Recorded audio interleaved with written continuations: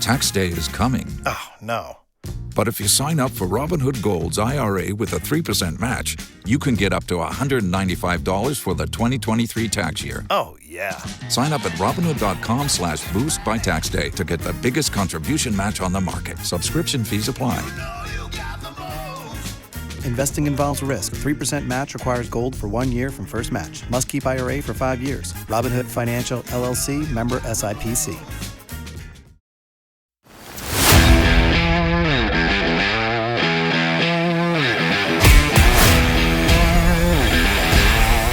Welcome to the Dragon's Lair.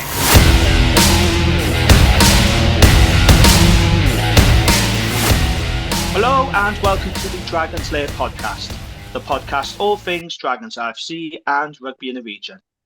Hope you're all doing well. I'm Jamie, and joining me as always is my co-host Gavin Thomas. How are we, Gav? Well, Jamie, how are we? We've won at home. We've won against one of the Welsh regions, and we won convincingly. So yeah, I'm very well. Despite some of the other disasters that befell me this weekend, that is the highlight. Yes. How is your boy? Do you just want to explain to the listeners?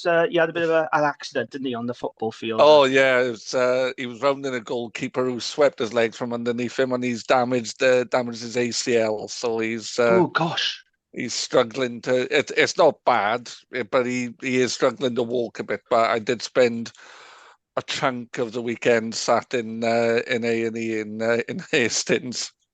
Oh dear. Well, speedy recovery. Hope he's okay, because that sounds pretty nasty, to be honest.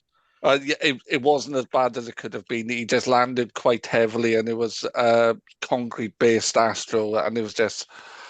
You know, it's under 10s football. It wasn't malicious, but he was travelling at pace and ended up going arse over tit, for a want of a more technical phrase. Oh dear. Okay, so we are available on Apple Podcasts, we're on Spotify, and we're on the Sports Social Network. So if you like what we do, please subscribe, leave us a kind review, and tell your Dragons mates about the pod, because it really does help us to grow the podcast. So tonight is a special pod, Gav, for two reasons. Number one, it's a victory pod. We're very happy about that.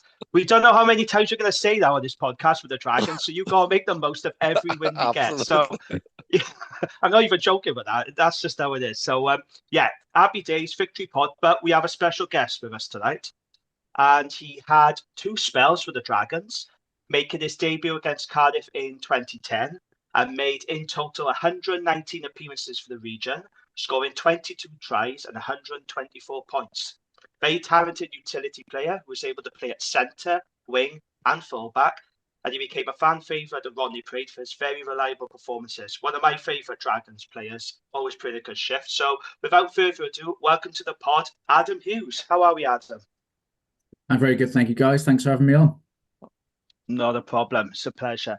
So let's start at the beginning then, Adam. How did it all start for you? What was your journey into rugby? How did you come to get into the sport?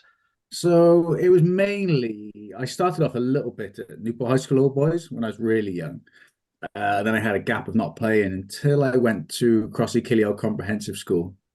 And by then, we'd had a really good team. I'd moved to Cwmbran RFC, and the school side was pretty much the club side. And we had a really good team. And yeah, we were very successful going up through the age groups and got picked up in the usual routes, really, via sort of Gwent County, then into the Dragons Academy in what was its very early days at the time. And then worked my way up through the systems then, 16s, 18s and 20s into the seniors. So a fairly typical type route. But yeah, very different to what it is now, I would imagine. Yeah, absolutely. So you made quite the impression in your first season at Rodney Parade. So you were voted Supporters Player of the Year by the readers of the South Wales Argus, and he was voted Young Player of the Year by the club. I mean, that must have been a massive confidence boost for you at the time, isn't it? Coming through, and you really did make a big impression of Rodney Parade. Yeah, it was pretty surreal at the time, because I think I played nearly every and started nearly every game that season. So, you know, just to go injury free was absolutely brilliant. But then to back it up with some performances, because you are really running on adrenaline for that first debut season. You know, you're almost so excited for every single game. And the players that were in the team at that time as well. So to win those awards really did mean a lot because there were some real quality players around in that team at the Dragon. Yeah, I'm trying to think, who was the coach at the time when you made your debut in 2010? Would it be It Paul was Turner? Paul Turner gave me my debut, and then we lost Paul. I remember we were traveling to sail away in the LV Cup, and we all came in to get on the bus to be told that Paul was no longer with us, and Darren was to Oh, take over. right. And of course, Paul Turner is coming back to the Dragons as a consultant. Do you think that's a good move, Adam?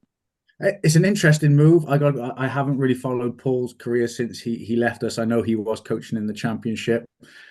He will definitely add a bit of spice to that back line. There was some interesting moves. He will want them to be throwing the ball around, which is where we were very successful back in the day. You never know, he might even bring the wall back in. You might see the wall again from a free kick, which we haven't done for a long time. I don't think World Rugby allows that anymore. Sadly, or the Yeah. flying V from a tap penalty. They don't allow that Yeah. either. That's a shame. So you started life at Dragons really well, but then in 2014, you leave the Dragons and you go to Bristol Yeah. for a short-term loan. And then you get picked up by Rob Baxter, the Exeter Chiefs. So how did it come about, the move to Bristol then? Did you fall out of favour, or was it a decision that you made that you wanted to leave the club and go for a new adventure in the English League, or how did that sort of come about? So that came about really. I'd had a bit of a run of injuries at that point. Lynn had come in, Lynn Jones, and he'd made it very clear he almost wanted to start completely fresh and wanted to literally go with the youngsters, which is absolutely fine. So I pretty much said to him, look, I'd already been offered a contract by the Chiefs halfway through that season. I said, look, if I'm not in your plans, can I please go and play elsewhere for the rest of the year?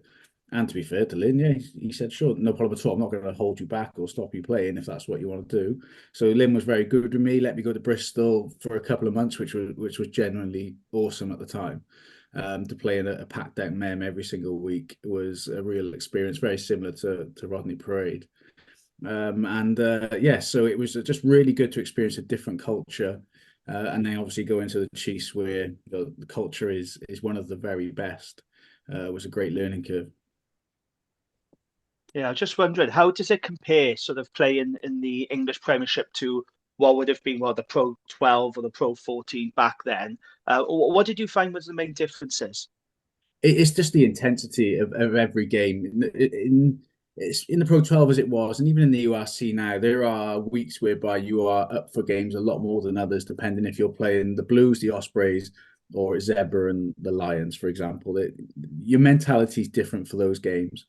Whereas in the Prem, there's almost a huge amount on every single game. Relegation is a big part of it, but also the history and tradition within those games and the rivalry that the fans have with those opposition clubs creates that intensity for almost every single game. Yeah, So, of absolutely. those games, which of the English teams playing against kind of sticks in your head? Which were the big games for you, Adam?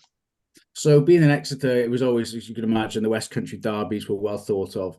But it was the brewing of the rivalry with Saracens at the time as well. They were always games where Baxter was desperate to win. Really, even back then, you're talking 2015, 16, they're desperate to win. And typically Leicester Tigers as well, because Exeter were just coming up through the ranks at that point. They'd won the LV Cup. They were going back to a challenge for the league. Exeter were a team that the top boys didn't want to come through. They wanted to knock them down. They saw them as a threat. So every game was a real biggie, and because we were riding this positive wave, the Exeter crowds were really behind us, and Sandy Park was brilliant to play in. It sounds like you really enjoyed your time. I mean, you wasn't there long, but it does sound like you enjoyed your time at Exeter. And what's Rob Baxter like to work with as a coach? Because I came across an old article that you wrote for the South Wales Argus, because you used to be like a regular columnist, didn't you? Yeah. And you wrote, it's interesting to see how different all the coaches are in the game. One season I went from Rob Baxter to Lynn Jones. Both are very good coaches, but have an extremely different approach to coaching. you just want to expand on that for us? So Rob Baxter is a very, as you see him, you listen to his interviews after the game. He is straight as a die. He will tell you exactly what he's thinking. Discipline is absolutely huge to Rob. And what I liked about Rob was he set the example. So you would never ever arrive to training and he wouldn't already be there. You'd never leave training and he wasn't still at his desk. That was the example his coaching team set was, I'm going to work harder than you. I expect you to work as hard as I'm working. And he was very disciplined as well, but also very set in his ways. He had his absolute way of playing. He had the team and the players he wanted to play, and that was it. And it was very difficult to fall in and out of that. Lynn, on the other hand, a very, very interesting character. We've all heard stories about Lynn. He's the sort of person whereby you've got to take everything with a pinch of salt, which is obviously the opposite to Rob Baxter. And certainly one for the mind games was Lynn Jones. So an interesting time. So I'm interested by Exeter because they, as you said, they rose up the ranks and now they are a power in English rugby. How do you think Rob Baxter did that? They were well funded. There was a good squad there, but they didn't have the Galacticals, perhaps, of the Saracens. So how do you think he did that, Adam? So I think he and his coaches, and they haven't changed at all since they almost started. They stuck to their guns, so they would never change the way they play, depending on who the opposition was. They knew their strengths. They played to their strengths of the team they had. And like you say, don't get me wrong, they had the most incredible crop of youngsters come through at once. When you think of your Knowles, your Slades, your Dickies, your Dave, that is unbelievable amount of talent to come through in one age group. But they utilised that. They went to what their strengths were, and they just repeat and repeat and repeat. Because you can remember, Exeter getting your 22, they score a try. It was just literally as straightforward as that, wasn't it? They stuck with it, and a bit like Saracens, they stick to a certain way of playing, and they do not change that, and that breeds success over a period of time. Yeah, what I always liked about Exeter was they didn't have like a star-studded squad. They'd have like hard-working players. They weren't big names, but they always seemed to work incredibly hard and be really good players, isn't it? They made the most of what they had. Yeah, and that's one thing. So the conditioning team down at the Chiefs is run by ex-Royal Marines, because of the link to the Royal Marines down that way. So they're all ex-Royal Marines, a lot of the conditioning staff and medical staff, and it is run that way. You do work the hardest you can possibly work. A pre-season down at Exeter is quite literally beyond belief at times of the amount of work you do, and then it pays off in the long season. And I mean, it's a sharp contrast to being at Ronnie Parade and having to train on the cabbage patch and working out in the old tin shed as you would have done then, isn't it? Honestly, there is times when we were playing in the Heineken Cup. We were playing against Toulouse when they were the Real Madrid of European rugby at that time. We were literally getting texts the night before about where to train the following day. It was crazy. We didn't have a training ground. We had no set schedule. We were just literally winging it for a while, but it almost brought everyone together really, really well. It created a very sort of tight knit bond and a tight team.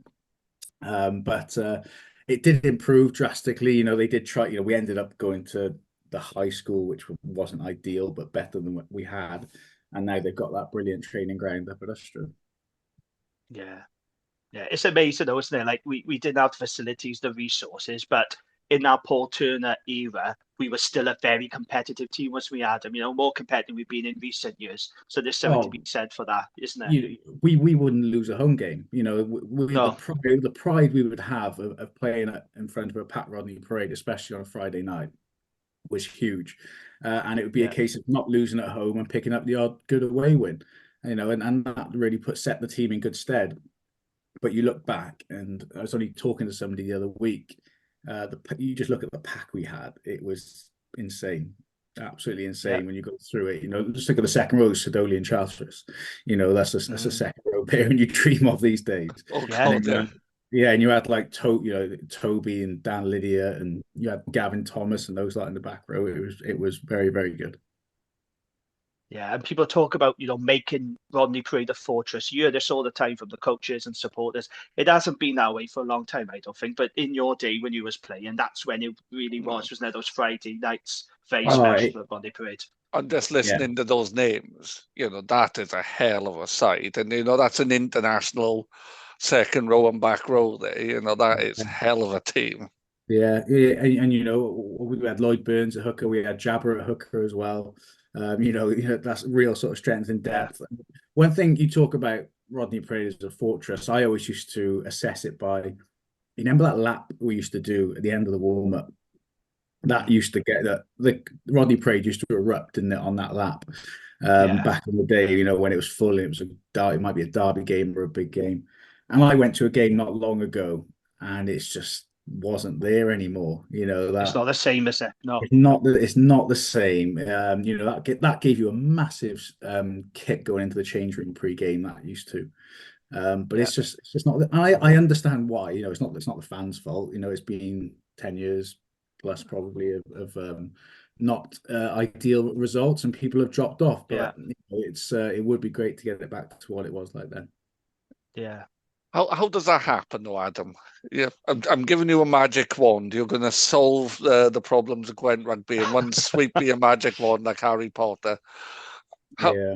What happens? How do you solve it? Well, let's put the obvious one out of the way, which is money. The money's not there, so No. let's not save money, because we all know that would fix most of the problems, but it simply doesn't exist. And in my opinion, it is just purely my opinion and my experiences, is we just have to make the league and the games we play just more meaningful.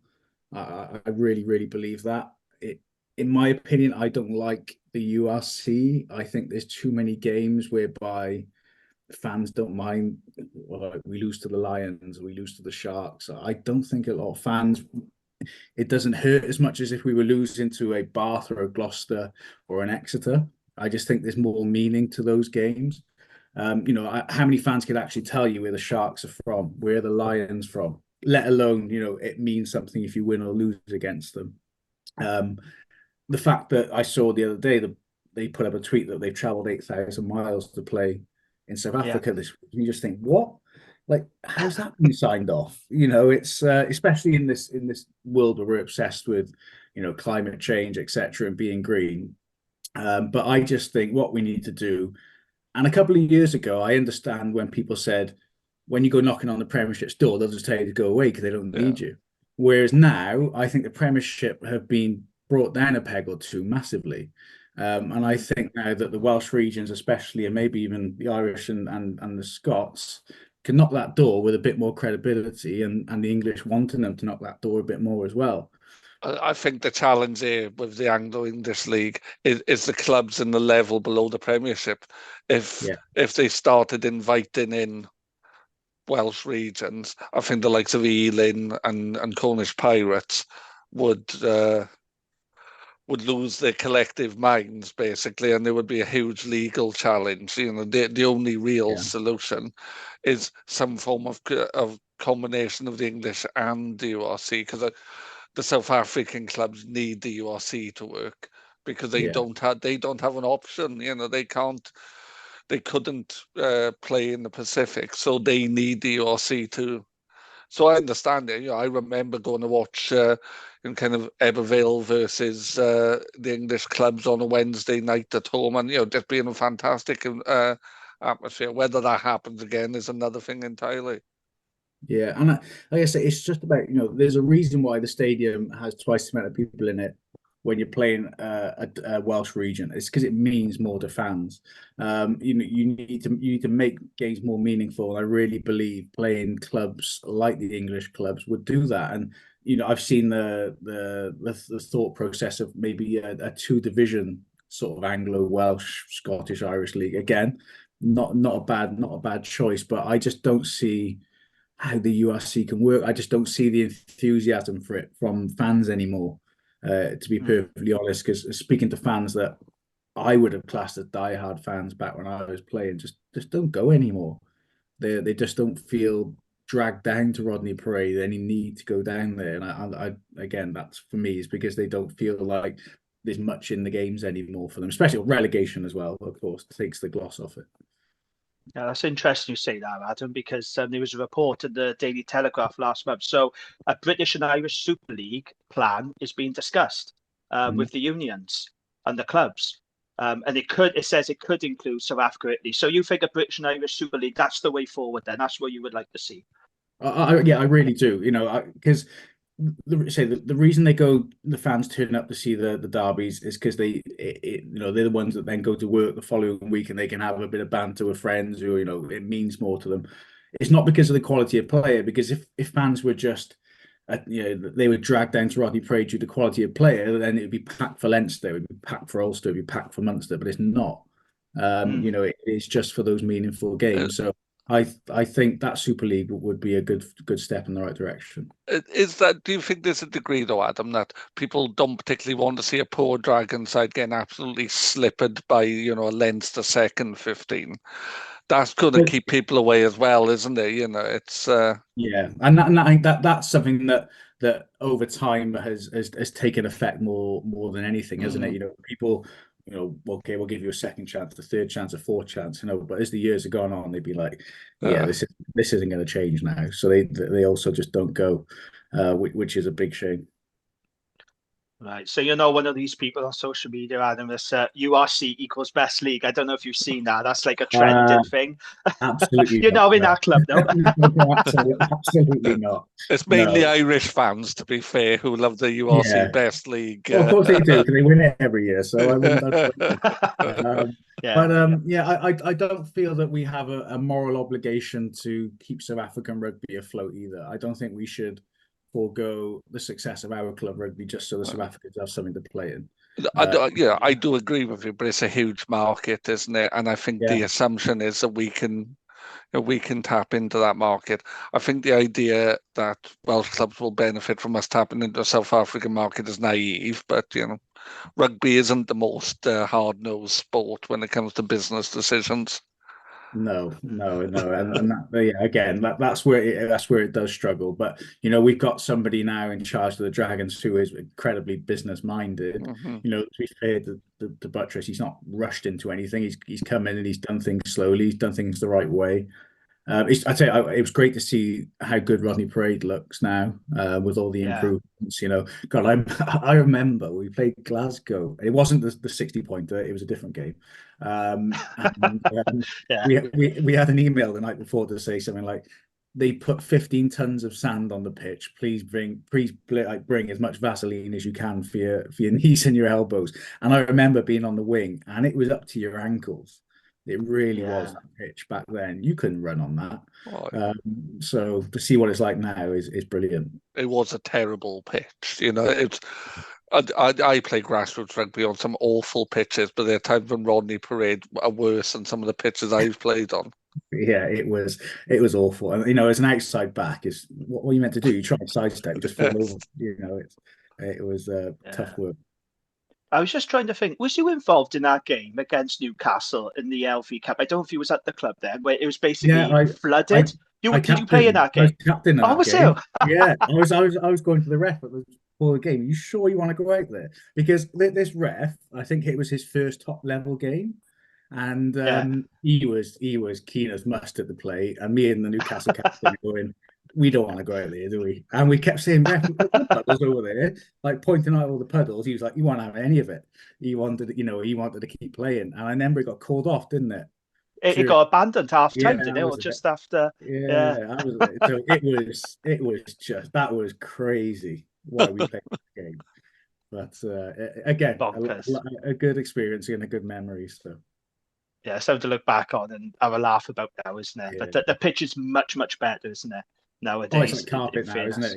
It really is one of the best. And the groundsmen back in the day, God, they used to work hard to try and just get games on. But it's they got the facilities to do it now. Well, when you played kind of youth rugby, Adam, did you ever play up at Trevel in the Gwent Valleys? I don't think I did. No, Singularly the worst pitch I've ever seen in my life. I just wanted to never play there. No, I used to. Ah, The King's Head in Cambran could be a bad one back in the day. Oh yeah, that was Slope, grim. Yes. slope. So that was a difficult one, but yeah, God, they were the days when your parents used to drive you around trying to find every valley rugby pitch in, in the Gwent and Rhondda valleys. But yeah, very different now. so during your time at the Dragons, Adam, what stands out for you the most, or what particular highlights do you have? Any particular matches that stays with you? So I remember, of course, everyone will remember their debuts. Coming on, I think we played Cardiff at home was my debut at Rugby Yes, Pro, and that it was was great. Cardiff, yeah. Yeah, that was it. I the very first touch of the ball for the Dragons, just about to score in the corner. I think is it Molatika literally took my head off. Like if we were playing today, he'd be banned for like a year. Yeah. Like if we did that now.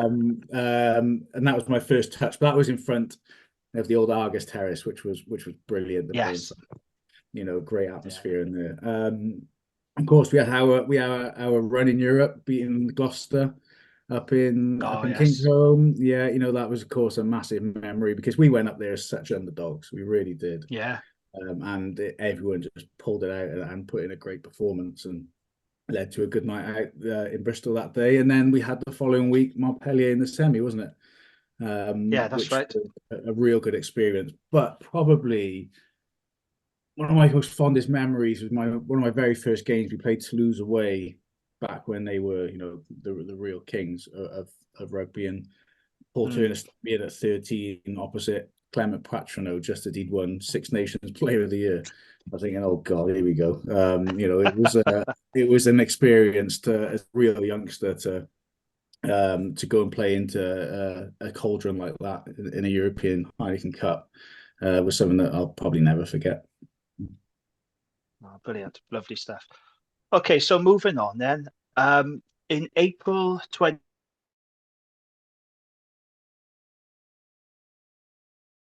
Age of 28, and that was because of two major trauma scars that you sustained on your brain. That must have been absolutely devastating getting that news. Adam, can you just tell us about that day, like when the neurologist told you the news? I mean, it must have been one hell of a shock, or was you kind of expecting? Well, it's a strange one. So I did suffer an awful lot of head injuries throughout my career. And I've always said about concussions is that it's a snowball effect type injury. Is your first, and all I had to do was just make a tackle, and you were seeing stars as such. So I came back from the Chiefs where I had really struggled and spent a long time out. And in that first season, when I came back for my second stint, I think I played about 26, 27 games in a row, and I'm thinking, hang on a second, I can do this again. And then it was pre-season. The following year, I got knocked out really badly by Josh Navidi's knee in pre-season. Really bad knockout. And that took me a long time to come from. And it was during that period of about 6 months recovery where I hadn't said it to anyone else, but I said it to myself. If this happens again, I've got to step aside. I just can't do this anymore. So I remember it was a game we played Ulster away when Bernard Jackman had taken over. And I took a heavy knock in that game into the head, and I just didn't feel with it. I said to the physios, look, I've got to come off. I'm really struggling here. And I walked off that pitch, Ulster away, knowing that I'd never step on a rugby pitch again. I'd made that decision almost pre getting the injury that it was going to be the last one. So it was just a normal Friday night. I think we'd lost quite heavily. I walked off the pitch in the second half and knowing that I'd never do it again, and that was quite a difficult thing to process. But because I'd made the decision, I was comfortable with it as well at the same time. Do you think, as a game, Adam, that rugby takes head injuries and concussions seriously enough? I think they're making the right noises now to say that they are. Where I really get frustrated with the governing bodies is they're trying their hardest to make rule changes and make protocols and to make the game safer. But on the other side, they're just trying to deny that there's any link at the same time. You're just trying to think, well, hang on a second. So do you really believe this is an issue? Because the amount of rule changes and refereeing changes and everything you're making tell us you are, but then you're trying to release investigations and research to us to tell us that there's no link at all at the same time. So which one is it? You've got to commit to one. So what I always say is the NFL, for example, they succumb to the pressure of concussion and contact sports back in early 2010s, wasn't it? Yeah. If the NFL, one of the most powerful organizations on the planet, can't prove themselves that there's no link, can't fight it, why do rugby think they can? 10 years later, that's what I don't understand. Is if there's anyone out there with the money and the finance and the power and the ability to prove something, it's the NFL. Oh yeah, and the people they used. They've got the top trauma specialists in the world, head trauma specialists in the world looking at it. So do you think as well, though, there's a culture amongst fans, and it's not all fans, but a culture amongst fans that is, it's a man's game, just get on with it. That kind of, I still hear that, kind of, is that holding it back as well? Do people need to understand, yeah, it is a man's game, but it's also people's livelihood? Yeah, that's one of the most frustrating comments, and that wasn't just a fan thing. That was a team, a player, and a coach problem going back 10 years ago. Boys getting knocked out on the pitch used to be cut. The video would be cut, and then you'd have a laugh on the Monday and the Tuesday. Because it wasn't seen as a serious injury, because the governing bodies, even though they had the research decades before, had never released that information to the players to know. So. Yeah, when you hear fans say, don't play rugby then because you're going to get hurt. Look, if I break my leg, I've snapped my arm, I've broken my fingers, I've broken my nose, I don't mind that. That's what I signed up for. I didn't sign up to get an injury that's going to progressively get worse for the rest of my life. And I don't think anybody who plays rugby ever did. No, it's that's the difference. Yeah, it's that kind of let the boys play attitude. Yeah.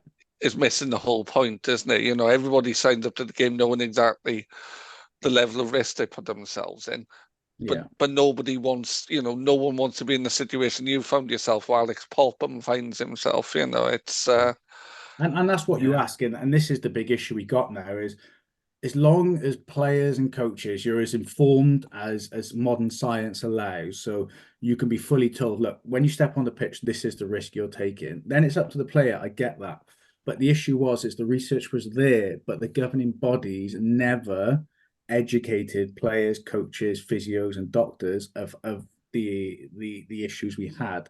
So players weren't able to make an informed decision, and that's what this basically comes down to. Is yes, players, it's up to players whether they play, but you're not giving them the information that they require to make an informed decision. And I think this is what it all boils down to now, because the year that the NFL decided, do you know what? It's quite clear cut now that there's a big link between the two. World Rugby completely flipped it on its head and changed concussion from 3 weeks down to 5 to 6 days, turnaround, which meant that you could, as a rugby player, you could get concussed every week and still play. So you think what happened there? There was a serious breakdown in communication at that point. Yeah, one of the most frustrating comments I see is really annoying when you see people say, well, players knew what they were getting involved in, they signed up to it. And I'm thinking, I don't think any player signed up for early onset dementia, did they? No. So it's a ridiculous comment, but you see it quite a lot on social media. Yeah, it's like I say, we all signed up for rugby, knowing that we could break every bone in our body, we could tear every tendon off the bone, the most horrendous type injuries that you can see. But the invisible injury, the concussion, nobody signed up for that. No. They really didn't. No, not at all. Because your ambition outside of rugby was to become a pilot, wasn't it? Am I correct? Yeah. You did have a pilot's license, but unfortunately you had to give that up, didn't you, as a result of... Yeah, you would have looked at my medical file after I finished playing, and you wouldn't have let me anywhere near the controls of an aircraft, sadly, just due to the amount of repeated concussions and the issues I had around that, really, because it was, I did really badly struggle behind the scenes with my concussions as well. And in terms of your own health now, then, Adam, do you still suffer from any sort of side effects, any symptoms since you've Yeah, retired? you just you learn to adapt really to what it is you can and can't do. So you have those initial few years when you retire where you're trying to learn, right? My body's been absolutely battered for the last 15 years. What impact has that had? And you just learn over those few years, right? I'll do something. Yeah, body doesn't want to do that. And for me, it's movement. I can't really do anything that involves a lot of movement. So eye and head movement, for example, flying. That was something that really caused me issues with sickness. And you just learn to adapt then to the things that your body can and can't do, and your memory. So you're a lot more efficient on making notes to remind you of things, and these are the things that you get used to as you get older, and the more time that has passed since you retired, really. The thing is, Adam, I think you're dealing with it, remarkably. But it's also Yeah. really depressing that you're saying that, you're considerably younger than me, and you're talking about having to manage your memory. It's that, and that's what rugby has to think about. It's not, it has to think about that you're saying that at your age. It's just not right and normal. No, you're right. And I do speak to these guys like Steve Thompson, who are obviously quite a bit older than me, but like really struggling. In just Yeah. day-to-day life in general, and Yeah. you look at the numbers involved now, and it really does open it up, doesn't it? Because God, I saw, and I think it wasn't a case of what the research said; it was how it was worded by World Rugby that this new research has said that rugby was as dangerous as general exercise. And you think, come on, like No. if you opened up somebody who jogs the streets brain in 50 years' time, it ain't going to be the same as the professional rugby players. I No. don't need to No. be a scientist to tell you that. And it's silly things like that, silly statements, which then loses World Rugby its credibility when it comes to the action they're taking on head injuries. I can kind of I won't open this up to wider discussions about loads of other decisions that they base on science, but World Rugby aren't credible when it comes to making decisions they claim are based on science. They pick No. very narrow fields in which to base the data. They pick very narrow groups of experts and scientists they're picking from who are already on the agenda they push in. Yeah. I don't think World Rugby, I don't think the WRU are credible when they claim they care about science. No, not at all. And I think that's the exact reason why the concussion legal case has a number of ex-World Rugby medical professionals and head of medicals on it, because they knew what World Rugby were trying to do, and they knew where they went wrong and what they were trying to hide, and they want that to be well known. I think they want to be on the right side of history, which is fair enough. Yeah, I know you probably can't say too much, but are you still involved in that legal action against the WRU, RFU, and World Rugby? Because you was one of several names, wasn't you, that's taken legal action? Yeah, that's it. So when it first started a couple of years ago, I was keen to really spread the message, and I said, look, if there are media interviews that need to be done, I'll do it. And it was a shock. It was a few days of back-to-back interviews from media outlets all over the world who really wanted to know about this Yeah. case. There was huge, incredible interest in it. And since then, I did say, look, I'll spread the word. I know I'll get the message out, but from then I want to take more of a backward step, because what I don't want to do is talk about concussion every single day, because it starts No. to drag you down. I think you've Yeah, got to of try and course. think. You've got to put a positive, try and think more positive, and hopefully that Yeah. positivity will increase any issues you have, really. So it's still ongoing. It's going to be a very slow burner, but in that time that it has started, from the day it started to now, look at the changes that have come in. And don't get me wrong, World Rugby have made mistakes in some of the changes they tried to make, but that's going to happen. It's new, isn't it? But they are being flexible. So you can see already the game's safer from the day they started the legal case even to now. And This that's may a seem a bit of a positive. strange. You Oh, know. sorry, Gav, go on. No, go on. I'm just saying that's at least it's positive movement. The movement needs to be quicker and Yeah, more focused, but at least it's happening now. yeah.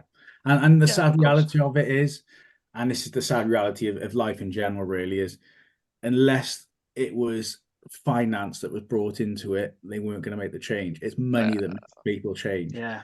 And with that, the threat of financial action, that's what gave him the kick, sadly, and that's unfortunately the only thing that ever works.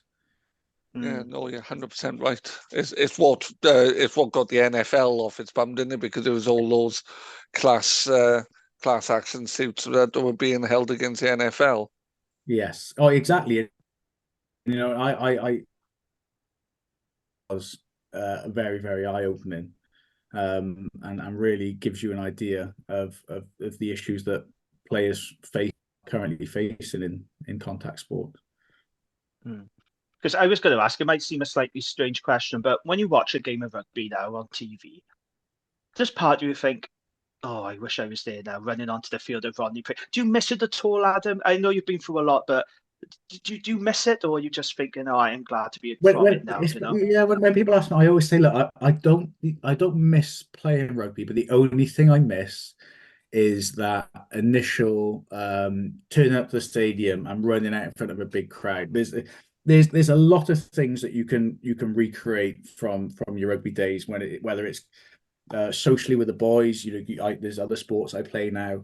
But the one thing you can never ever recreate in life, no matter how much money you got, is running onto that pitch in front of a big crowd, home fans who are desperate for you to be successful as a team. That's a feeling and a buzz that you can't get from anything else, and that is the one thing I do miss. No, I'm 50 this week, and I still play because I can't imagine what it's not like to have that camaraderie, and it doesn't have to be rugby. But I think once you've had that team bug, isn't it? Kind of, you want to be around other fellas, you want to be claiming you're the greatest in the world or whatever sport you're playing, and it's a difficult thing to give up. Oh, it is, yeah. And I play a lot of cricket now in the summer. Only like Cardiff midweek stuff, but again, it's great fun. It's great fun as a team. And I actually did some refereeing as well when I just finished playing, which was interesting. I referee under 10s. That's bad enough. Yeah, the idea of refereeing adults does not appeal. Yeah, so I did that for a little bit, and the reason I wanted to do it is I thought I need something to keep me fit here. Otherwise, I'm gonna balloon up quite quickly. But yeah, it was like anything, sent right down to the bottom levels and work your way up, and it was. I saw some things I didn't thought went on back then. That's for sure. Do you get any abuse, Adam? A lot less than what most refs would get. I'd always hope that somebody would turn around and say, "Oh, how's the Dragons?" or "How's your head?" Because I knew then I would get a little bit more respect, just a bit of credibility because I played, and they were a lot more respectful, and they sort of trusted your decision making more, which helped an awful lot with the refereeing. When it comes to the scrums, I think I do what every ref does. Complete lottery there, was it, Adam? The thing is, as a forward, basically in the scrimmage, if you throw your arm up one direction or other way, you'll be right because someone will be doing something wrong.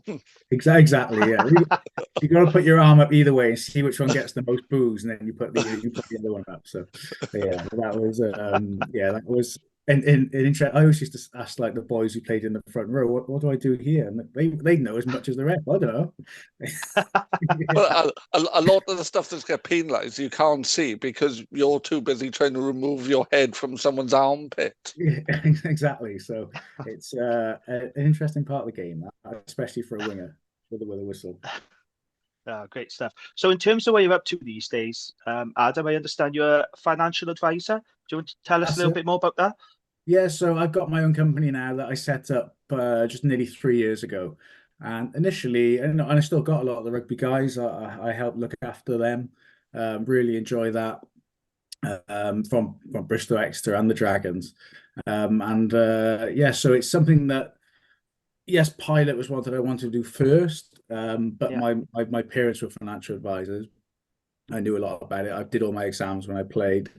And went straight into that then when I finished, and I genuinely really, really enjoy the job I do now, which is just helping people out. Don't get me wrong, if the world was a smoother place, the job would be a bit easier, but it's not. It's definitely a challenge, but really, really good fun. Just getting out and speaking to people and meeting people is a huge positive of the job, really.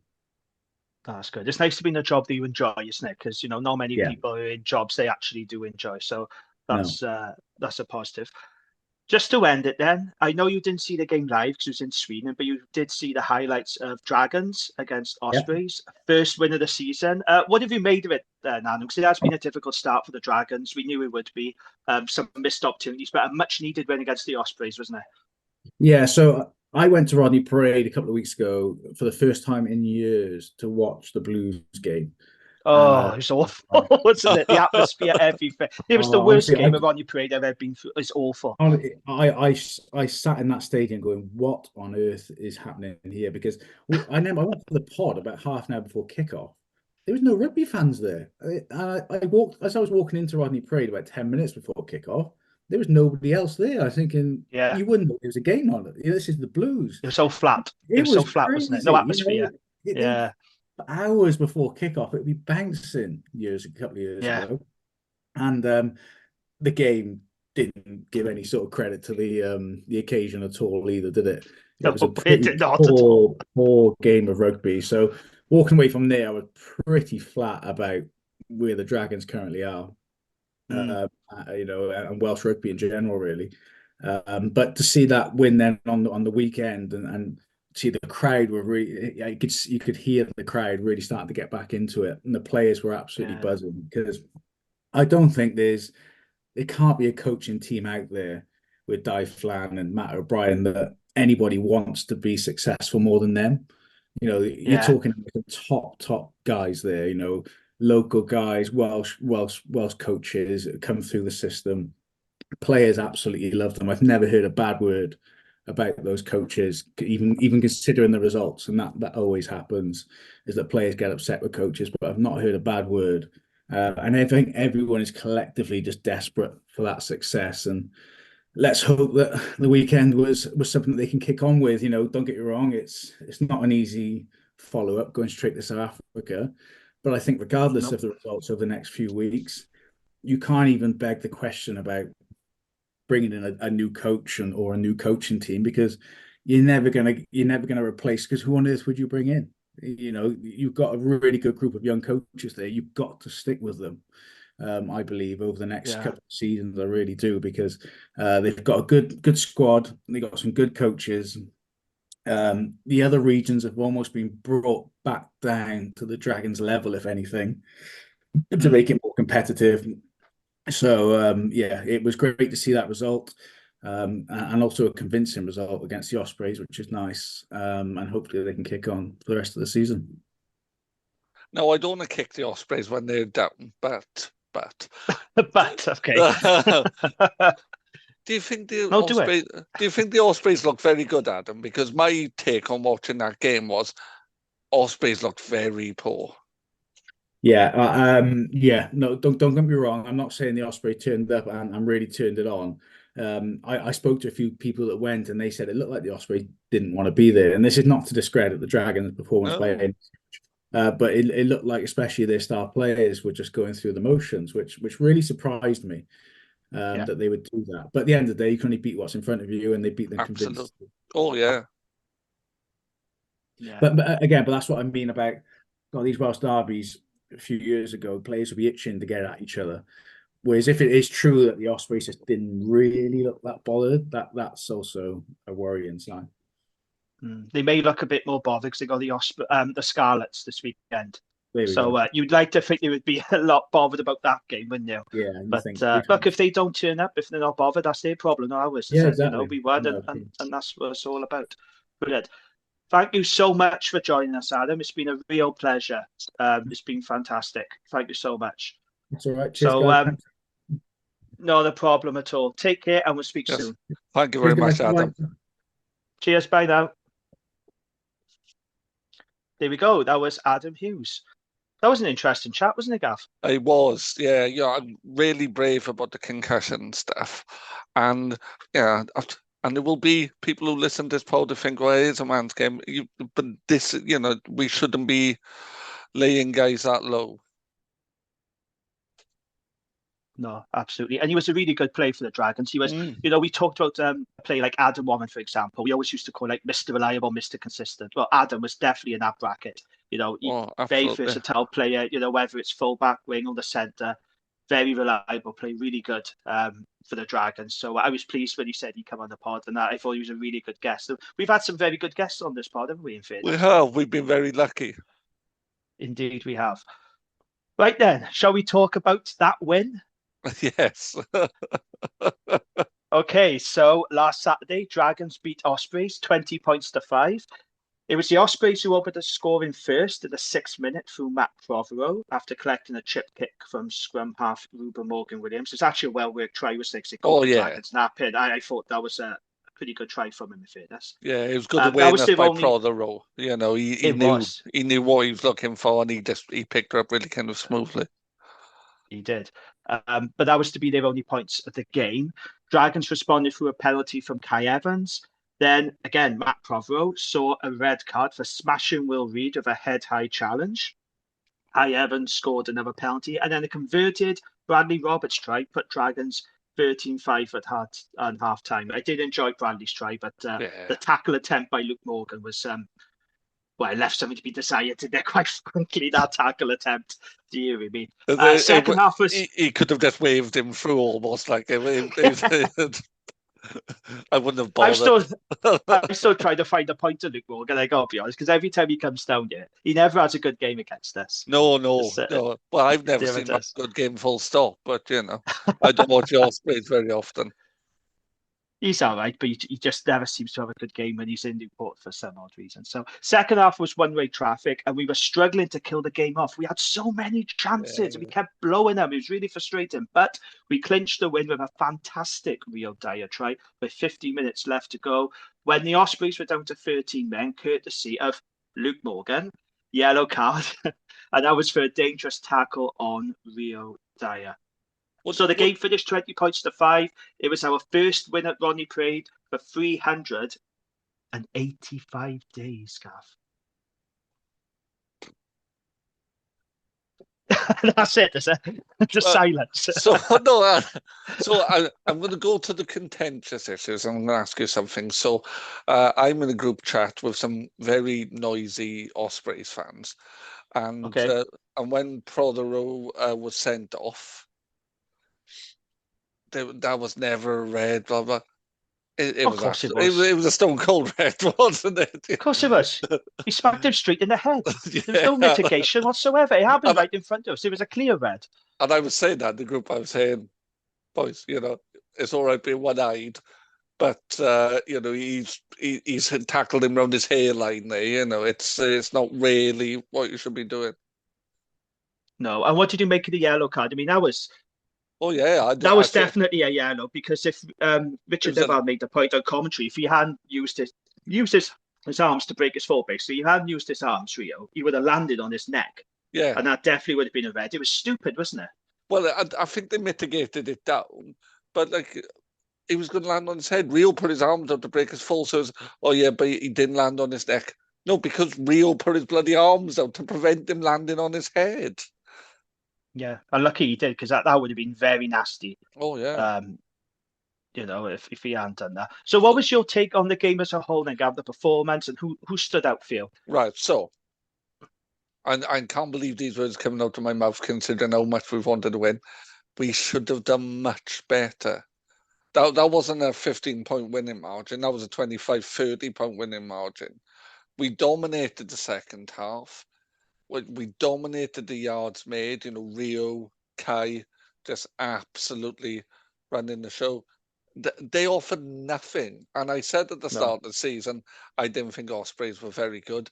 And I stand by that. I don't think they're very good. If you're telling me, they weren't up for it, that's their job. If that's what their performance is like, there's people in there who shouldn't be playing for that team, because that was a poor performance. Yeah, we were good. I thought we played very well, and Rio stood out, Kai stood out, Bradley Roberts, who I've never been a big fan of, as you know, but I'm starting to see the point of Bradley Roberts. All really kind of stood out for me. Yeah, so Kai Evans was player of the match, and he was yeah, absolutely fantastic. And you know how much I love Kai Evans, so I'm yeah. really pleased about that, proving his doubters wrong. Because I think he's a tidy player, and I don't Mm. understand some of the weird comments he gets. Whether you think he's international standard is another matter. Personally, I think he is, in my personal opinion. He just needs to be given more opportunities. But he's a very, very good player. His kicking game's spot on. And he was always dangerous with ball in hand. He was great. I thought Rio Dai was sensational. Oh yeah. For me, it could have been the player of the match could easily have been either Kai or Rio. He was brilliant, Rio. Every The- time he had the ball, he looked so dangerous. He ran rings around the Ospreys. He beat more defenders than any other player in the URC last weekend. You know, he beat the defenders. So he was just electric, wasn't he, Gav? And it's so good to see him now really kicking on, isn't it? I think what we did very well, and it's interesting because Adam kind of suggested that with Paul Turner being at the club, we weren't afraid to throw the ball about. We weren't afraid to be a bit more adventurous. I still think the decision making is poor, and I think it was probably Will Reed's best game for us, but Yeah, still not a very good game, in comparison to some of the others. And that decision making still isn't quite there. But I think what we did really well. So this is a team that, kind of Ospreys fans are saying we're probably the strongest Welsh region. They offered absolutely nothing, and that was a good team they put out. yeah, it absolutely Yeah. was. I think a So, few shout outs for me was I know you're not particularly keen on him, but I do like him, especially a lot. I thought George Knott was excellent coming off the bench because he had to come on after just 12 minutes. Ben Carter, I must say, I didn't mention this on Rab at the time, but I had to look back. Very naughty clear out by Tom yeah, Boffer because it was yeah. late. And as a result, now he's out injured, which I'll come back to. I wasn't happy about that. And I didn't realise how bad he was until I watched it back today. I thought he was really, really good off the bench. George Knott put in a He's hell had of a shift. last two games. He's been one of the better forwards for Yeah, me. Not, he's really up in his work rate. But once again, it's what happens if you select a second row in the second row. They get to do absolutely. second row things. Another big takeaway from this game, something I never thought I'd say, we had the Osprey scrum on toast. And Oh, I of was course, very yeah. critical of Rodri Jones last week. I felt he was very lucky. He could have seen a yellow. He did not have a good scrummaging display against Leinster. My goodness, he made up for it last week because he did a right old number on Tom Botha, and that's very, very Yeah. unusual to see Botha get beaten like Yeah, that. He did really well, didn't he, Gav? Tom Botter's a good scrummager. And last week I talked about Rodri's bind, and Yeah, it was too long or it was too short. He wasn't getting enough stability. And I was watching it, and his bind was just exactly right, and he was tucking Bother in, and he was just he was controlling the drive. And as a loose head, that's quite tricky because tight heads get to control that because they have that, they can drive you outwards. But he wasn't. He was pushing both of it. It was a really good performance by Rodri Jones. absolutely. And Nicky Smith, someone I'm a big fan of. Lloyd Fairbrother got a couple of penalties out of Mm? him because you could see watching the stands, Nicky Smith was not driving straight. I No, said that to my dad at times. he He's never not does. driving straight. So but I do like Nicky Smith, but on this occasion, he definitely wasn't He driving straight. doesn't So drive straight though. He has a slight kink to his kind of the way he sets, and it's always at a slight angle. yeah, but I was really pleased with the scrum because we don't see such a strong No, scrummaging performance. It did wane a little bit in the second half, especially when we made those replacements. yeah, of But course. actually, I thought our scrum was a very big positive from that game. Well, And you it talk was a about the platform. Ospreys, It was a platform, absolutely, which we and haven't you had need a for platform. weeks. Yeah, No, you talk about the Ospreys.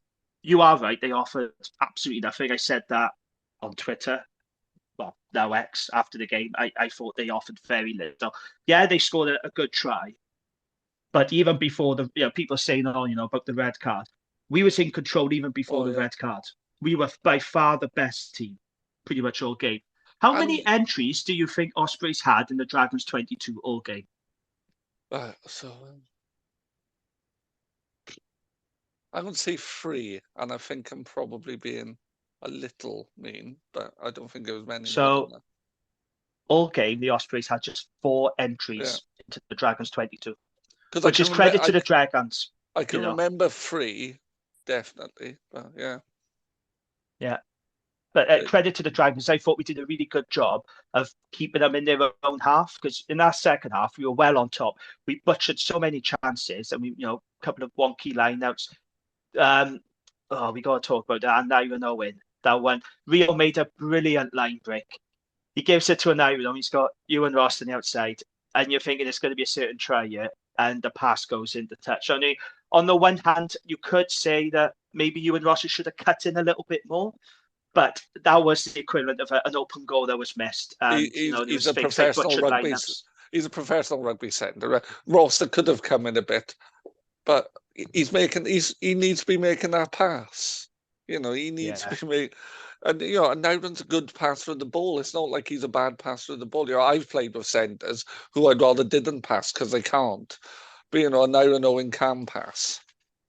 Yeah, and that was the biggest surprise for me, because Nyron Owen's distribution skills are right up there. They're top drawer, and it was really painful because, again, that happened right in front of us, and you're thinking, oh, my days, it was really frustrating. So many opportunities. The attack isn't quite clicking yet again, Gav.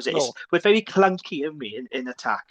There's a bit more ambition, but the gap between ambition and output isn't quite where it should be. Yeah, but look, people were saying to me, "Oh, they should have had the bonus point. Dragons should have put." Yes, they should have had the bonus point. Agreed. Yes, they should have put more points on the Ospreys. But what I would say was, we just had to get a win. We desperately needed a win, and first and foremost, we just had to get that win. Bonus points are what they are; they're just bonuses. Saturday was all about the result, and we got the result. So, I know it is frustrating, so we should have put them under the pump a little bit more, but I'm just pleased we won more than anything else. Oh, 100%. 100%. Now, there was another incident in this game regarding Ben Whitehouse and our conditioning coach, Dan Barr. Did you listen to the Rap Pod this week? I have not had a chance to listen to it yet. It's my dog walking on a Friday morning pod. Right, so I had a sort of an unpopular opinion about it. I'm not defending Dan Barr at all. You can't touch the referee, right? That's obvious. You cannot do that. And Dan's been in the game long enough now. He's been around the block. You should know by now that you just can't touch. To be fair, though, to Dan Barr, right? And I'm not defending him either, but he was a shithouse as a player. So, but my take on this, because I didn't notice anything in the stadium at the time. I saw him talking to Ben Whitehouse, but I didn't know this was this big bust up that they had. It's only when I looked on my phone after the game I saw Twitter blew up. So I watched the game back when I got home. And look, like I said, Dan Barr's completely in the wrong, and we'll talk about what's going to happen later on. My unpopular opinion was, though, I don't think Ben Whitehouse handled it as good as everyone says, because what I didn't like was he handled it well up until a point, and then it turned into the Ben Whitehouse show. So that bit where he's like, "Don't touch me," and this man stays off the field from now on. He's to not come back on the field. I thought it was a little bit over dramatic, a little bit over the top. Like, he's well within his rights to say, "Look, Dan, I'm not happy. Stay off the field. We'll talk about this later." I just felt it was a little bit too OTT. Do you agree with me, Gav, or am I in the minority for saying that? You're right. Right. The problem is with Ben Whitehouse as a referee, it is a lot about him, and it's a bit like the reverse of there's a famous apocryphal story about W.G. Grace. He's playing at the Oval, and he's bowled out first ball, and he turns around, he picks his bails up, puts them back on the stump, and the umpire's saying, "Well, you need to leave, Mr. Grace," and he said, "No, these people have paid to see me bat, not to see you umpire." But with Ben Whitehouse, it's a bit like, "No, boys, no one's come here to watch you play. They've all come to watch me ref. Now leave me alone." And the dealing with the Dan Barr thing was an element of that, because he didn't need to be so histrionic. He just needed to say, "That's unacceptable. Please leave the field. I will speak to you later. I'm not going to ask you to come back on now, but you just need to leave the field." And then, say to the captains, "Right, you need to control yourselves. Everyone needs to calm the hell down, and let's get on with it." But he amped it up by the way he responded to, because Dan Barr was well out of the way, but he just needed to be, I worked in schools with children with challenging behaviour for many years. And if you ramped stuff up, you ended up getting a sharp end. So you would always play down, go, come on, lads, let's sort this. You need to go away. I'll have a chat later. Not right now. Because you're not going to sort anything out there and then. Yeah, and No, and I'm glad you said that, because like I said this on the Rap Pod, and it did feel like an unpopular opinion at the time. But when I watched it, like I said, I have no problem with what he said initially, and then No. when he started being a bit over dramatic about it, and the tone he used, Yeah. I just thought it was unnecessary. And I don't want to quote Sean Holly at the best of times, but he was right when he said, mine on Scrum 5, he said he became a pantomime. And it did feel like a bit of a pantomime when he started doing this, don't touch me, and all this stuff. Like, he ramped up the emotional tenor when what he needed to be doing was bringing it right down. It's it was the right thing to tell Dan Bart to get off. It was the right thing to send my brother off. But there's ways of dealing with that kind of behaviour. Yeah, absolutely. I thought it was just me. I'm glad you said that, though. If the WRU want advice on how to manage challenging behaviour, I am available at very reasonable cost. Yeah, I don't think many people will agree with us, but that's my unpopular opinion. I've got another unpopular opinion for you, Gav. Here's another unpopular opinion, Phil. Phil Collins' era Genesis was a million times better than Peter Gabriel's era Genesis. God, what do you think of that? Well, I've enjoyed doing this pod with you, Jamie, but sadly, it must come to an end, because that's the most insane thing any human being has ever said, ever. But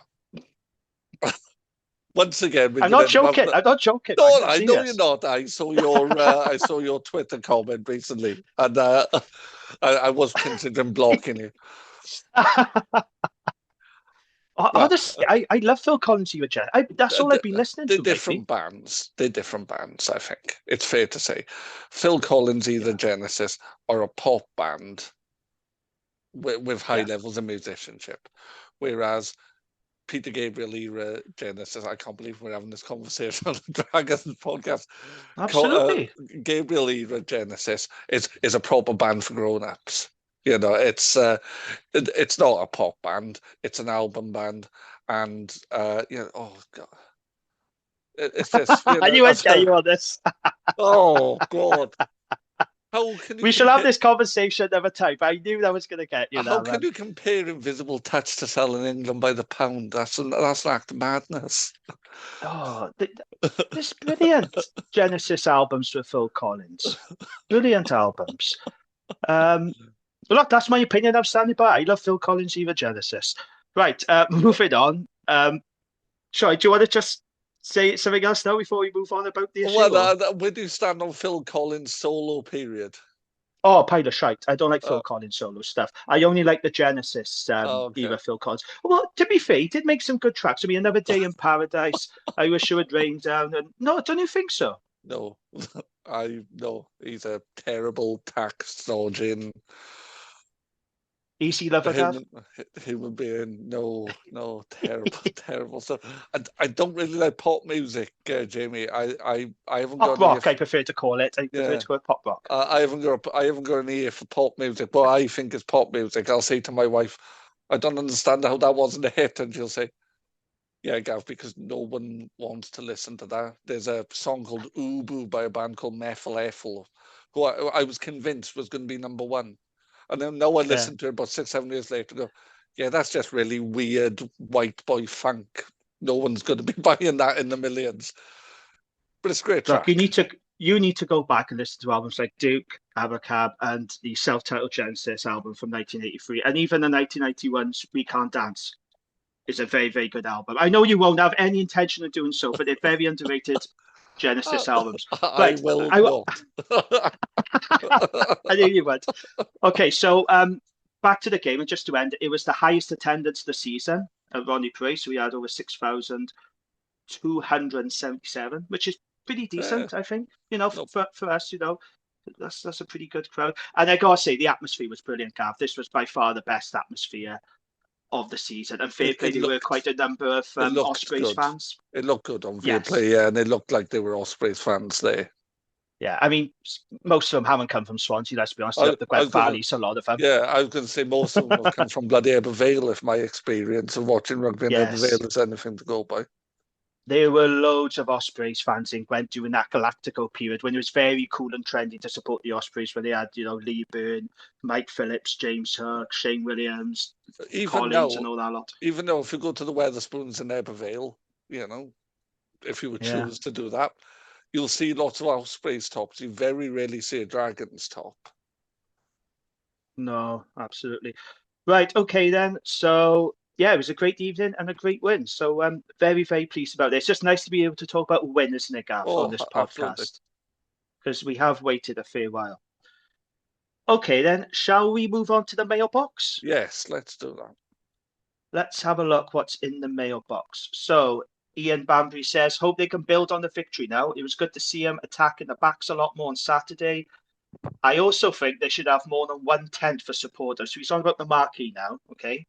They should have more than one tent for supporters. It was like a kids' playground in there on Saturday.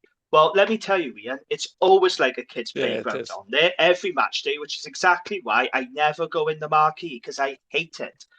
You will always see me at Rodney's Bar. That's where I go. I don't like it because it's just full of kids running around the place. It's loud, it's noisy.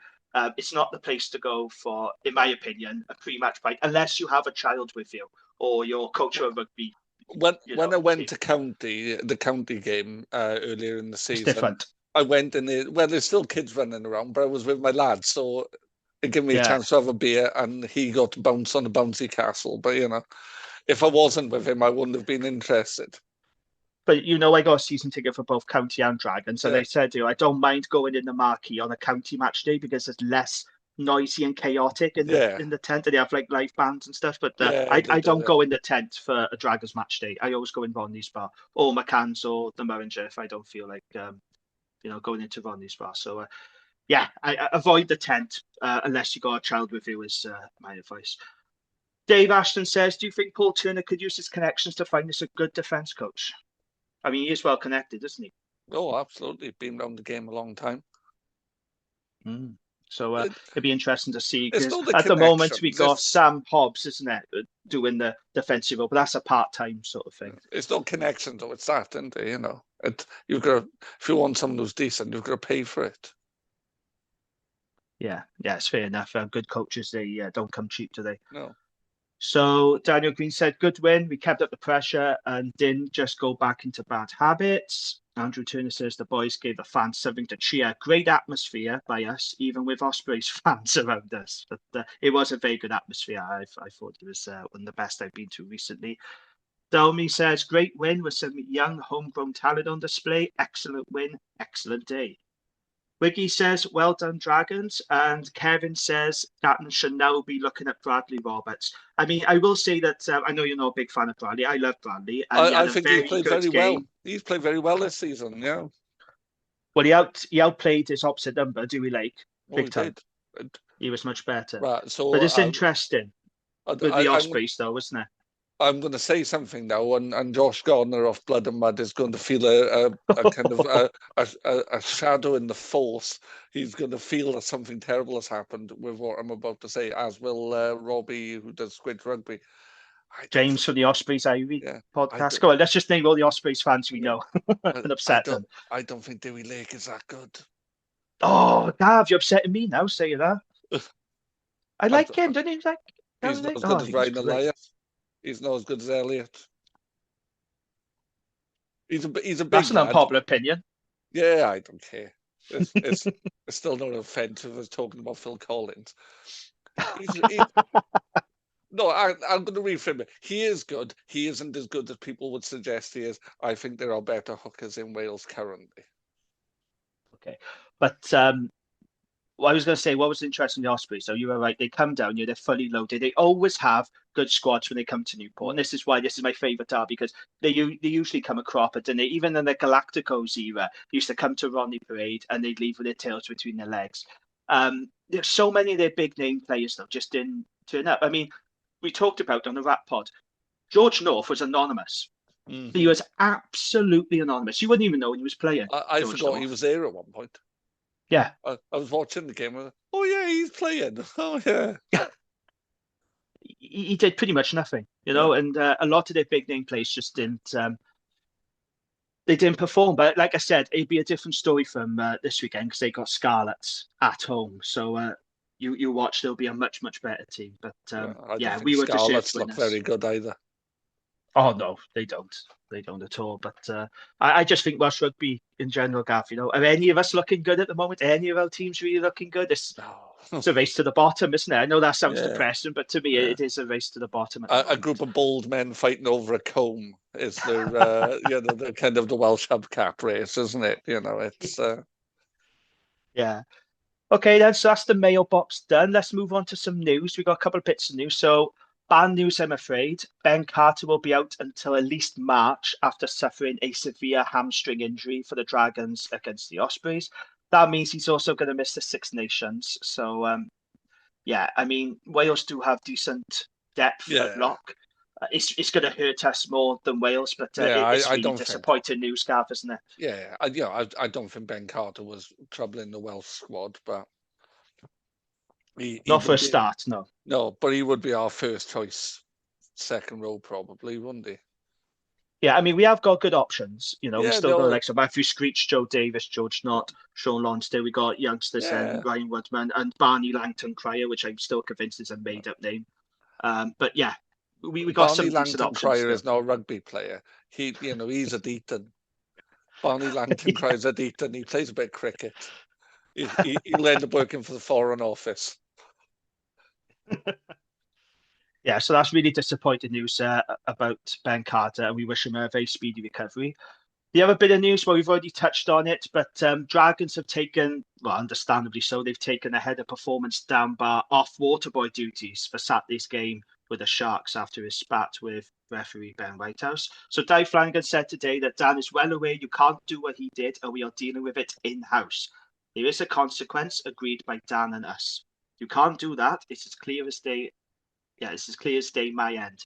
Dan and Ben go back a long way, and he phoned him on Monday. Dan was Ben's strength and conditioning coach when he worked for periods at the WRU. So they've obviously got a relationship. They know each other.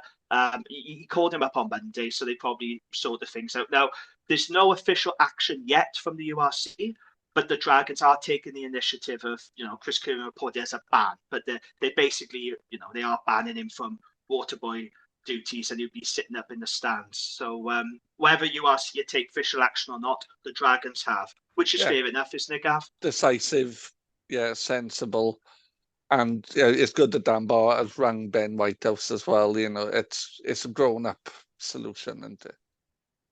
Yeah, absolutely. Okay, then that's the news. Then Gwent Rugby Roundup, Gav. It was a big win for your boys, wasn't it? It was a fantastic game, apparently, as well, according to my friends who went to the game down Newport Stadium. Biggest crowd, for that level of rugby. And a 28-20 win for Ebervale over Newport. Pontypool also kept up their winning ways. They beat Neath 24-12. So Premiership really tight. Llandovery at top, they've got 39 points. Newport then on 35. Pontypool are on 34, but have played the game more than everyone else. And then Ebervale on 34. And then there's a 10-point gap between the rest. So it's between those sides, essentially, to see who wins. And they've won against each other. Pontypool have beaten Ebervale. Ebervale have beaten Newport. Ebervale have beaten Llandovery.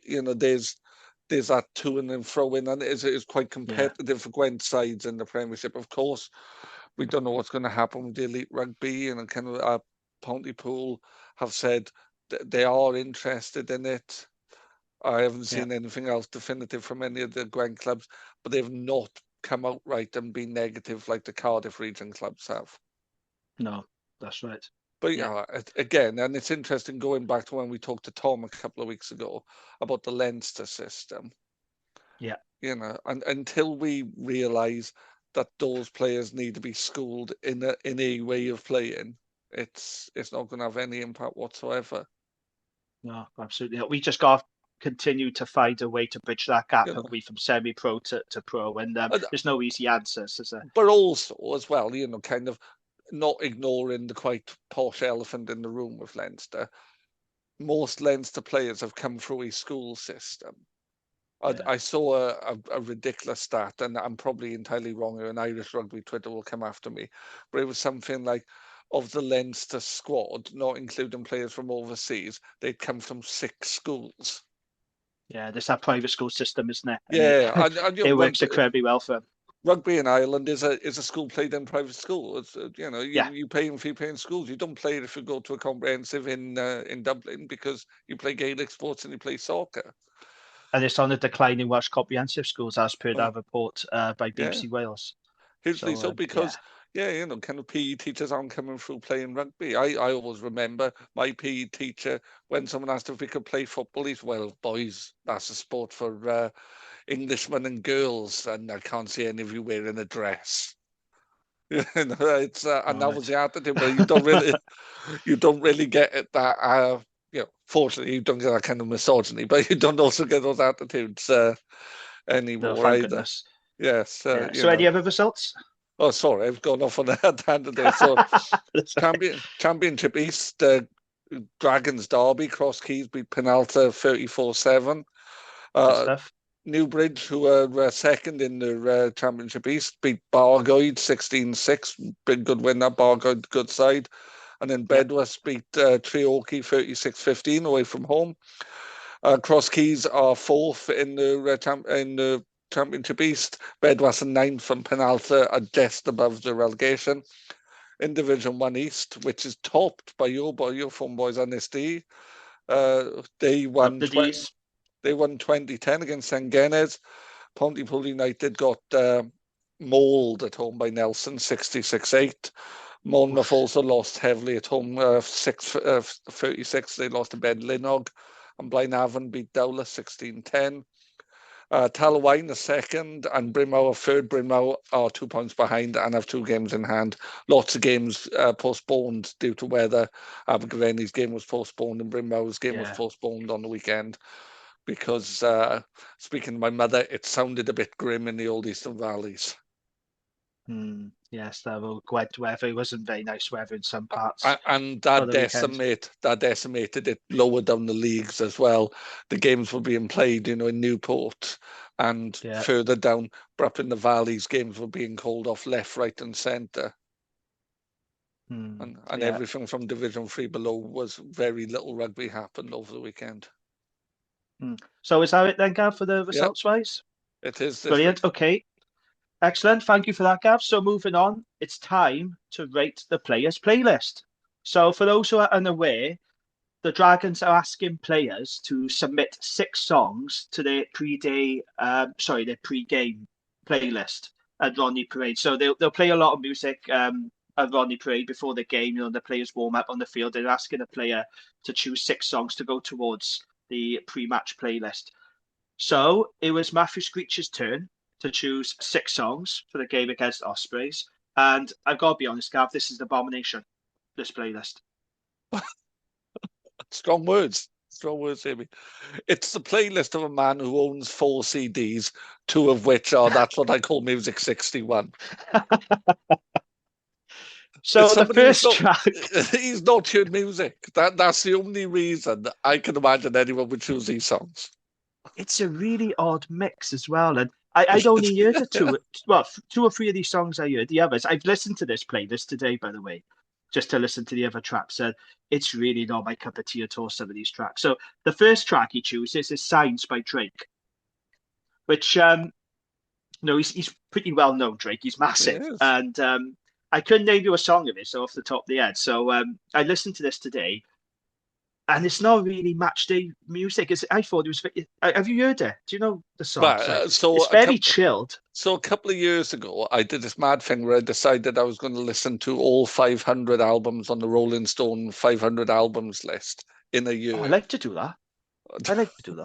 It drove me to brink of sanity, but I did that a year. Was Yellow on there? Was Yellow in the list? No, there was no Yellow on there, clearly. but there were 3 Drake albums, so I've probably heard this Drake song. But my thing with Drake is, I can remember this at the time, and I wrote a little blog to go over each one. I thought, I don't understand how this man is so popular, because it was fine. It was fine. The ladies love him, though. Yeah, You he's know, a I've hand. worked with female colleagues who love Drake. You know, He's a handsome man, and the music is that, isn't it? It's like that is music by a man who would definitely show you a good time. yes, yes, he would. You know, So yeah, I listened to the song. I hadn't heard it before. And I thought, well, yeah, it's okay, it's fine. It's the kind of thing you hear on like Kiss, or Radio One. But it didn't really do anything for me. I thought it was quite chilled, really. It doesn't strike me as a game day anthem, put it that way. So yeah, that was Drake with Signs. Now the second choice, I mean, this was a blast for the past, especially for me. He chose Gangster's Paradise by Coolio. So I was 11 years old when that got released. And I can tell you that I remember that song was massive. oh yeah. It was played everywhere. Every time you turned on the radio, it was on. You could not get away from that song. And to be fair, at the time, I liked it. I liked it a lot. Loads of kids loved this song. Do you know the song, the samples based on the Stevie Wonder track? No, what's the... It's called Pastime Paradise. So the chorus is a direct lift. Can't remember which album. Might be Talking Picture, but I can't remember anyway. It's a direct lift of the chorus, but instead of Gangster's Paradise, it says you spend all your life living in a pastime paradise. It's a song about nostalgia.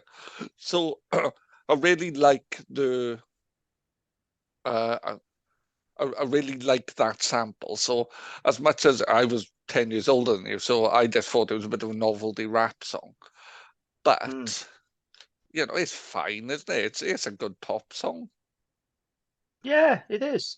Did you ever, because I know you're a film buff as well, because it's off a film called Dangerous Minds with Michelle Pfeiffer, and, she's this teacher. She goes to work at this really urban, rough. Have you seen the film? I have seen it. Is it any good? Because I've never seen it. Right. I'm going to go off on a tangent.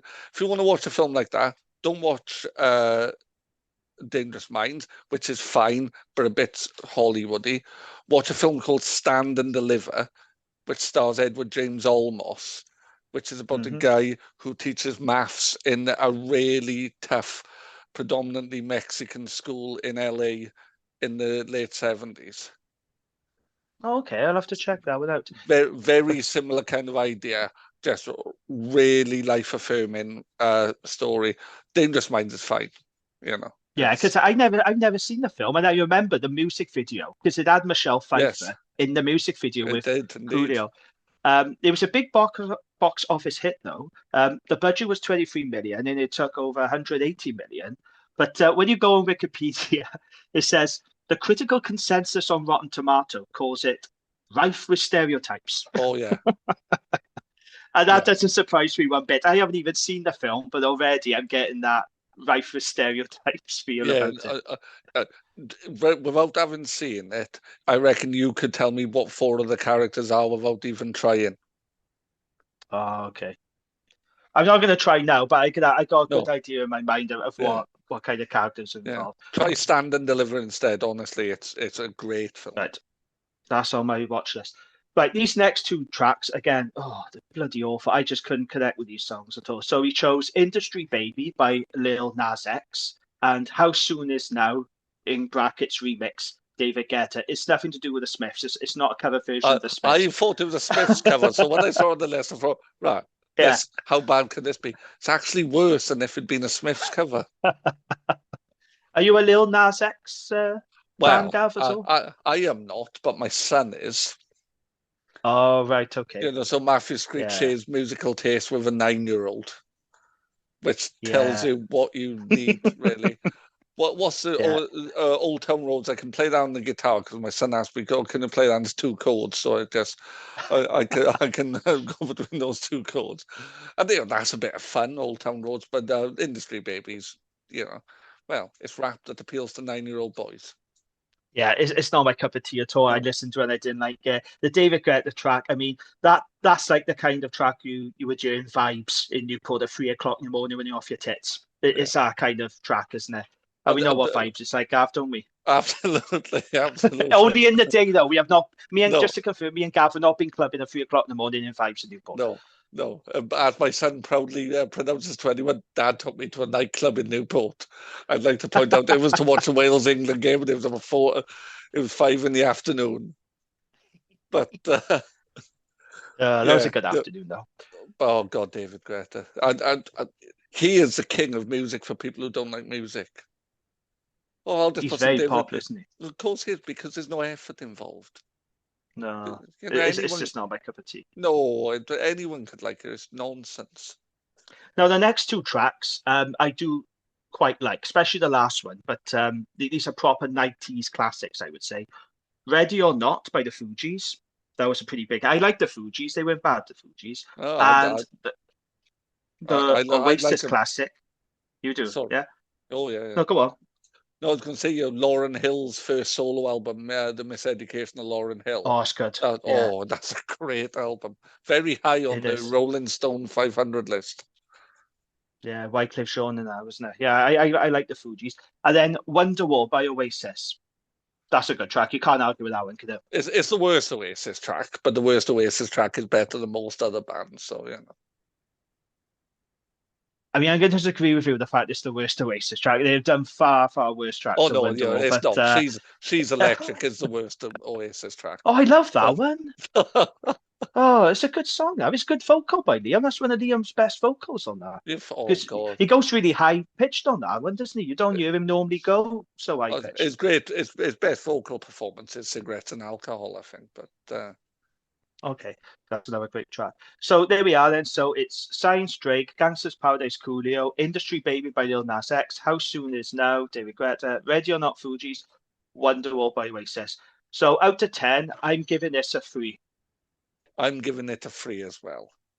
Yeah, it's pretty shit, isn't it? Sorry, Matthew, if you're listening, but that is not a good match day playlist. You need to up your game, mate. That is not the music that second rows listen to before games. I say that as a second row. You know, Matthew, if you want to get in touch with the pod, myself and Jamie will give you a playlist of early to mid 90s metal that will really fire you up. You'll be back in the Welsh squad in seconds. Absolutely, yeah. Like I said, I'm still waiting for like a Dragon split around like Rammstein and Anthrax or Megadeth, Metallica on this. So when Sam Warburton was Lions captain the first time, he put a playlist together. He put a playlist together. Anthrax, didn't he? He had Anthrax on it, yeah, Metallica on it, proper Valleys options. He's because I watched an interview he did, and he said he was a big Anthrax fan because of his dad. His dad's a massive metalhead, and Anthrax was his favorite band, so he got to them. I like Anthrax as well. I love thrash metal. I saw them at St. David's Hall in about 1988. I want to say 1989. Good. Were they good live? They were excellent. Yeah, they were superb. That's where Joey Belladonna could sing. Oh, yeah. Yeah, absolutely, yeah.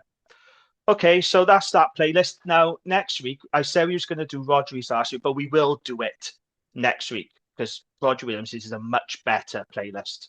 But you've seen now, whenever there's a few phonic songs and now on it. So that's a much better playlist to get our teeth into. Okay, then, so let's look forward to this weekend then. So it's Sharks versus Dragons, being played at the Hollywood Bets Kings Park in Durban.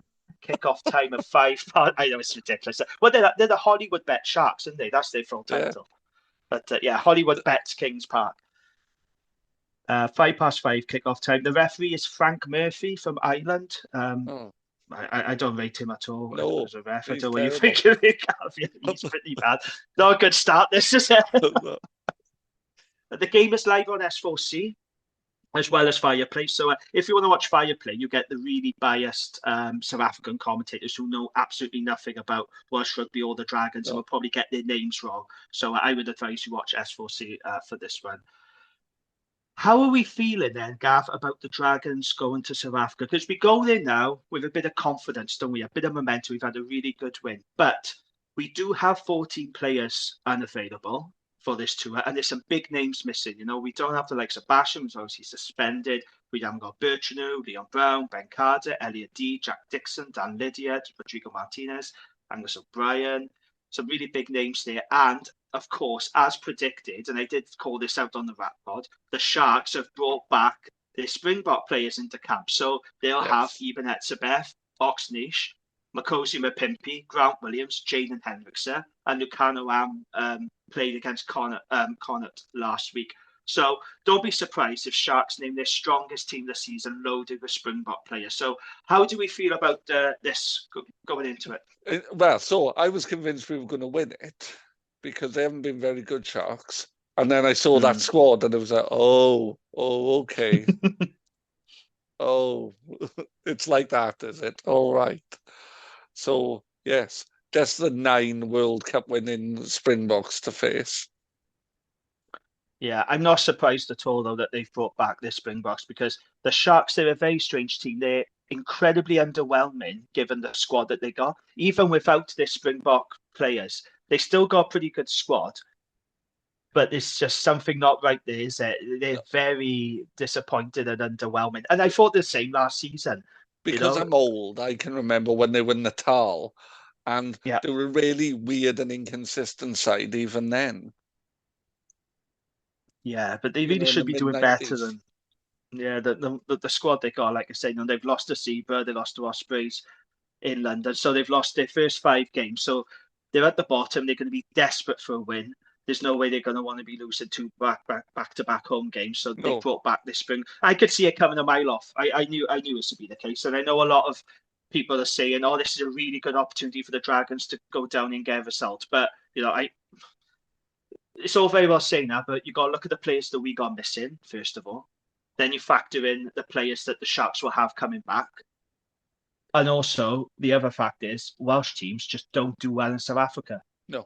I know Cardiff had a really fluky one-off freak result against the Sharks last year when they nailed them. That'll never be repeated again. And fair play to Cardiff, it was a great day, but that was just, one of those freak results. But as a general rule, Welsh teams in South Africa, we saw what happened to the Scarlets, didn't we? Earlier this season, they just get slaughtered because they can't cope with the power and they struggle to adapt to the conditions. Yeah, it's going to be an incredibly difficult game, because I felt a level of confidence and I saw that squad and I was like, oh my God. Yeah. That's going to be a very tough game in tough conditions as well. Yeah, it always seems to rain as well, it always seems to be, sort of heavy weather, doesn't it? It's windy. Not beautiful weather. It's windy, apparently.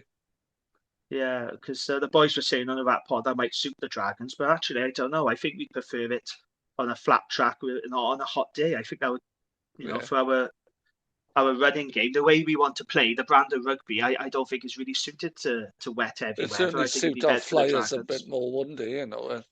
Yeah.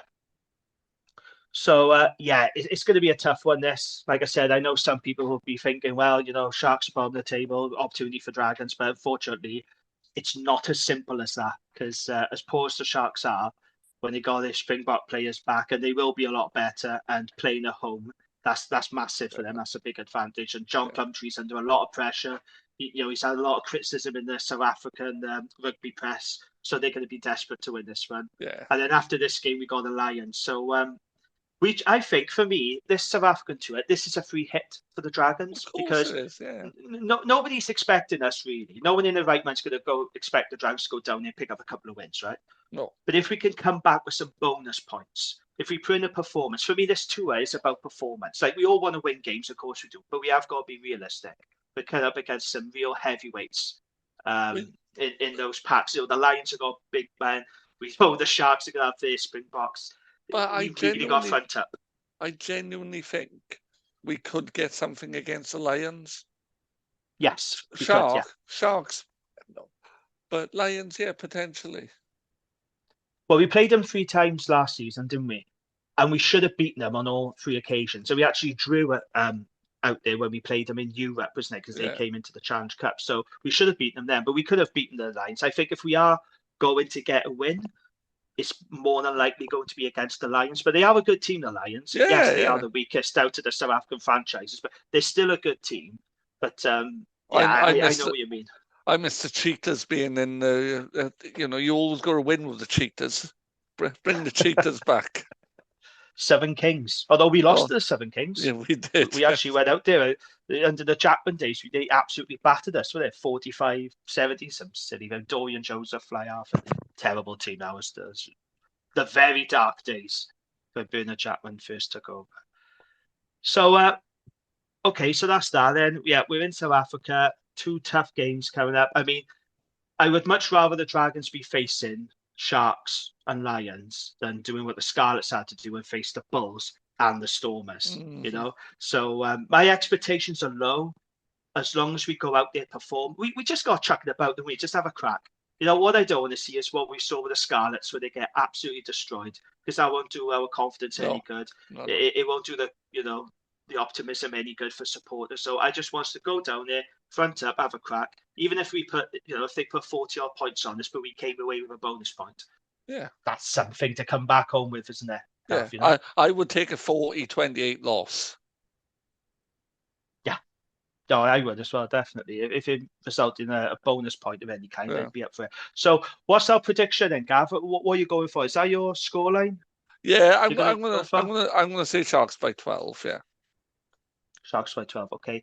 I said on Monday Sharks by 8. But having now seen the players that they could have back available for them, it could be more than that. But I'm going to go for Sharks by 8. I just really need to make it as scrappy and turgid as possible. Well, yeah. Yeah, just slow everything down.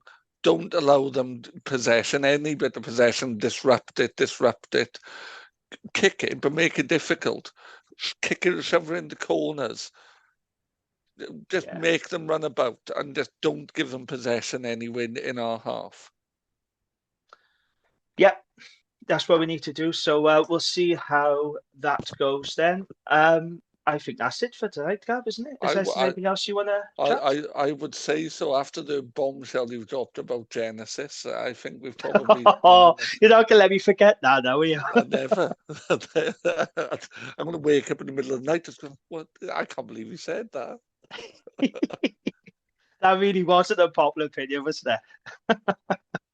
Wrong. I stand by every word. No, wrong, not unpopular. Oh, right. Okay, then. Gav, thanks as always. It's been an absolute pleasure. And also thank you to Adam, our guest. I really enjoyed tonight. I enjoyed that chat with Adam. He's very honest, wasn't he? Just about a lot of you, even about the URC. And I think that'll resonate well with a lot of supporters, his thoughts on the URC. And I think if you can listen to what Adam says instead of those, oh, come on, you just need a man up. I think you probably need to reconsider your life choices a bit, because, you know, he's talking about so serious stuff there. Absolutely. Thanks once again to Adam. Thank you, Gav, and thank you for listening. We'll be back next week where hopefully the damage won't be too severe against the Sharks, but let's back the boys and let's see what they can do. Upper Dragons. So, we'll speak soon. Thanks again, Gav, and good night. Bye, everyone. Thank you for listening to the Dragons Lair podcast. We hope you enjoyed the show. Please subscribe, rate and review wherever you listen to us, as it really helps spread the word.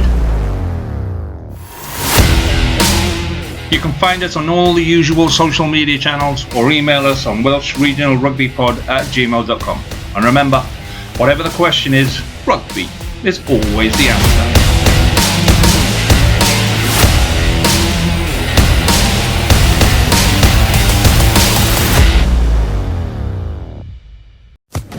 Social Podcast Network.